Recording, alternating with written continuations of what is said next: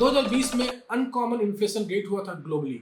In fact दुनिया के maximum countries में इन्फ्लेशन रेट काफ़ी बढ़ गई थी। यूके, यूएस और यूरोपियन कंट्री में तो 10% ऑफ इन्फ्लेशन रेट भी क्रॉस कर गया था। हाँ, ये समझ में आता है कि 2020 के अराउंड पैंडेमिक था पूरे वर्ल्ड में, तो इसीलिए इन्फ्लेशन रेट बढ़ सकती है।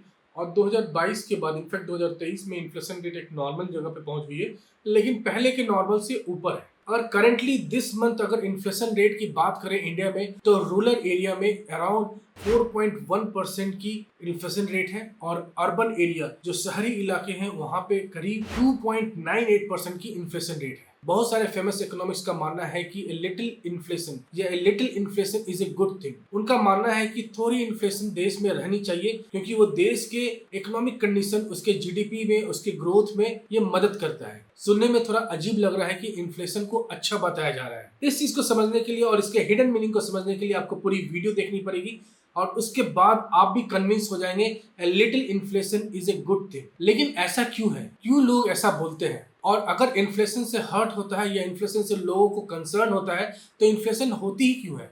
क्यों सामानों के या प्रोडक्ट के प्राइस इतने इंक्रीज होते हैं? कितना अच्छा होता है अगर प्रोडक्ट के प्राइस स्टैग्नेंट रहते हैं, प्राइस बढ़ती नहीं, इनफैक्ट प्राइस घट जाती। इस पूरे चीज को समझने के लिए वीडियो में बने रहें अंत तक। अगर आप मेरे चैनल में नए हैं तो प्लीज चैनल को सब्सक्राइब करें, मुझे काफी मदद मिलती है। और वीडियो पसंद है तो वीडियो को लाइक और शेयर जरूर करें। अब इन्फ्लेशन को समझने के लिए हमें दो इंपॉर्टेंट टर्म्स को समझना पड़ेगा। इसका सबसे बड़ा रीजन है कि गवर्नमेंट और जो सेंट्रल बैंकिंग सिस्टम होती है वो हमेशा चाहती है कि देश में इन्फ्लेशन रहे। उनका मानना है और उनका इनफैक्ट एक टारगेट नंबर होता है कि एक particular target number of inflation हमेशा देश में बने रहे। इस चीज को समझने के लिए हमें दो टर्म को समझना काफी इंपॉर्टेंट है। फर्स्ट टर्म है वर्चुअस इन्फ्लेशन साइकिल और सेकंड टर्म है डिफ्लेशनरी स्पाइरल। आप समझते हैं कि क्या है ये वर्चुअस इन्फ्लेशन साइकिल? तो इसे समझने के लिए हमें यह समझना पड़ेगा कि अगर किसी प्रोडक्ट का प्राइस इंक्रीज होता है तो लोग को लगता है, या नॉर्मल पब्लिक को लगता है कि उसकी प्राइस और भी इंक्रीज होगी। जैसे आपको कोई कार खरीदनी है, अगर कार की प्राइस इस साल बढ़ गई है किसी मंथ में, तो आपको लगेगा कि कमिंग मंथ में उसकी प्राइस और भी बढ़ेगी। जिसके कारण से लोग क्या करते हैं कि जिस प्रोडक्ट को उन्हें बाद में खरीदना था वो अभी खरीद लेते हैं, ये सोच के कि उसकी प्राइस आगे बढ़ सकती है। फर्स्ट थिंग ये रहा। अब जब लोग सारे प्रोडक्ट को खरीदना शुरू कर देंगे, किसी प्रोडक्ट को ज्यादा खरीदना शुरू कर देंगे, तो प्रोडक्ट की डिमांड बढ़ जाएगी और जब डिमांड बढ़ेगी किसी प्रोडक्ट का तो ऑब्वियसली उस प्रोडक्ट का प्राइस भी बढ़ जाएगा। जब प्राइस बढ़ेगा तो जो कंपनी उस प्रोडक्ट को बेच रही है तो कंपनी को काफी प्रॉफिट होगी। कंपनी का प्रॉफिट का जो ग्रोथ है वो काफी अच्छा होगा क्वार्टर टू क्वार्टर। इससे क्या होगा कि लोगों की सैलरी और लोगों की इनकम बढ़ेगी और जॉब्स की जो अपॉर्चुनिटी है वो बढ़ती जाएगी। तो एक तरह से लोगों में और भी पैसे आएंगे जो वो स्पेंड कर पाएंगे। ये साइकिल काफी अच्छा लगता है और ये साइकिल जो है ये तब तक सस्टेन है जब तक कि लोगों की सैलरी इंक्रीज हो इन द सेम प्रोपोर्शन जिसमें इन्फ्लेशन इंक्रीज हो रही है। जैसे कि किसी प्रोडक्ट की प्राइस अगर बढ़ रही है तो वो प्रॉब्लमेटिक सिचुएशन तभी होती है जब सैलरी उस हिसाब से या इनकम, लोगों की इनकम उस हिसाब से नहीं बढ़े। अगर लोगों की इनकम और लोगों की सैलरी सेम प्रोपोर्शन से या सेम रेशियो से बढ़ रही है जिस रेशियो से इन्फ्लेशन बढ़ रही है तो वो प्रॉब्लम नहीं होता है और वर्चुअस इन्फ्लेशन साइकिल में वो परफेक्टली फिट करता है। लेकिन अगर ऐसा नहीं हुआ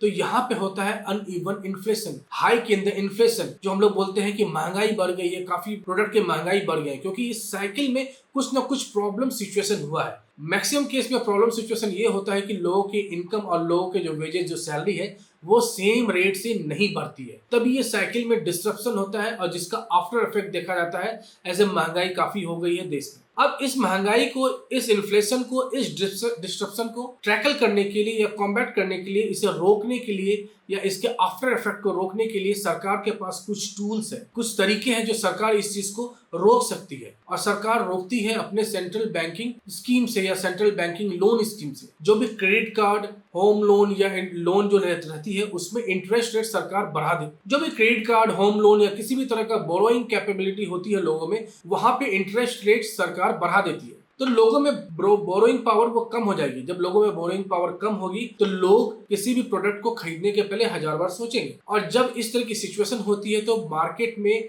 जॉब्स की जो कमी हो जाती है, ले ऑफ होने लग जाती है, वेजेस नहीं बढ़ते हैं, सैलरीज नहीं बढ़ते हैं, तो लोग खर्च करने में भी कतराते हैं। तो सरकार का इनडायरेक्टली ये कहना है कि आप अभी किसी भी प्रोडक्ट को नहीं खरीदे बिना सोचे समझे, पैसे को सेव करें। जब आप प्रोडक्ट को नहीं खरीदेंगे तो प्रोडक्ट की जो सप्लाई ज्यादा हो जाएगी, उसकी डिमांड कम हो जाएगी, जिसके कारण से प्रोडक्ट की प्राइस कम हो जाएगी और ओवरऑल इन्फ्लेशन रेट कम हो जाएगा उस कंट्री का। तो ये काफी अच्छी चीज है कि अब borrowing rate, loan rate percentage को इंक्रीज कर दे, जिसके कारण से लोग ज्यादा लोन नहीं ले पाएंगे, खर्च नहीं कर पाएंगे, या जिनके पास पहले से पैसे हैं वो सेफ्टी पर्पज से वो अपने, और जिनके पास पहले से पैसे हैं वो अपने फाइनेंशियल सेफ्टी के लिए चीज नहीं खरीदेंगे। जब चीज नहीं खरीदेंगे तो प्रोडक्ट की प्राइस नहीं बढ़ेगी और इसका इफेक्ट होगा कि इन्फ्लेशन रेट घटेगा। तो ये हुआ वर्चुअस इन्फ्लेशन साइकिल, और ये हमारे देश में प्रेडिक्ट कुछ कुछ टर्म्स के बाद ये की जाती है। और आप देखते होंगे बहुत बार लोन की इंटरेस्ट रेट बढ़ा दी जाती है, तो ऑब्वियसली वहां पे सरकार चाहती है कि इन्फ्लेशन रेट को कम करना। तो बैंकिंग सिस्टम एक बड़ी टूल है और इंटरेस्ट रेट एक बड़ी टूल है जिससे गवर्नमेंट इस चीज को टैकल कर। अब दूसरी इंपॉर्टेंट चीज को समझते हैं जिसे बोलते हैं डिफ्लेशनरी स्पाइरल। डिफ्लेशन, इन्फ्लेशन तो हम लोगों ने समझा कि इंक्रीज इन प्राइस।